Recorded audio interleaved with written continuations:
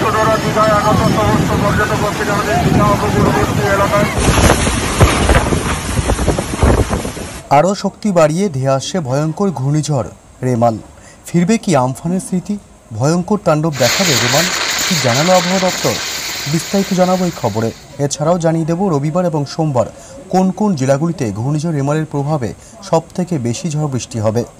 এদিকে তুফানি গতিতে ধেয়ে আসছে ঘূর্ণিঝড় রেমাল। পূর্ব মধ্য বঙ্গোপসাগরে আরও গভীর হল নিম্নচাপ। রেমালের প্রভাবে কলকাতায় ভারী থেকে অতি ভারী বৃষ্টির সম্ভাবনার কথা জানিয়েছে আবহাওয়া দপ্তর।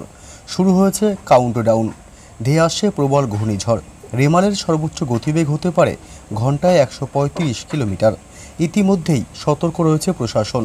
আবহাওয়া দপ্তর জানিয়েছে বাংলাদেশের খেপুপাড়া এবং বাংলার সাগরদ্বীপের মাঝখান দিয়ে আছড়ে পড়ার সম্ভাবনা রয়েছে ঘূর্ণিঝড় রেমালের। এই মুহূর্তে ঘূর্ণিঝড় তার শক্তি বাড়াচ্ছে। ক্যানিং থেকে 300 কিলোমিটার দূরে অবস্থান করছে ঘূর্ণিঝড় রেমাল। রবিবার 26শে মে শক্তিশালী ঘূর্ণিঝড়ে পরিণত হওয়ার সম্ভাবনা রয়েছে।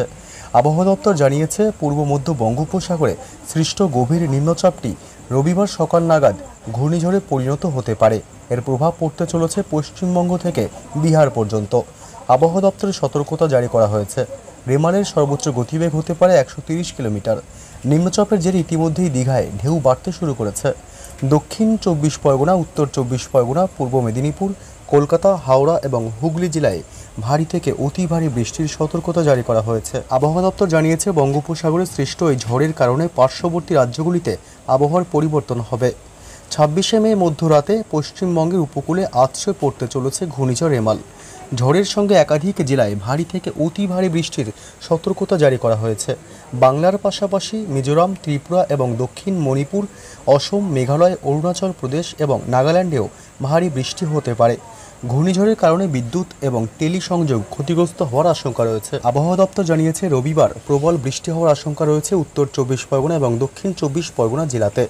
200 মিলিমিটারের বেশি বৃষ্টিপাত হওয়ার সম্ভাবনা।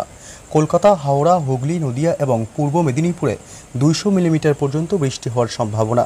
100 মিলিমিটার পর্যন্ত বৃষ্টি হতে পারে পশ্চিম মেদিনীপুর এবং পূর্ব বর্ধমানে।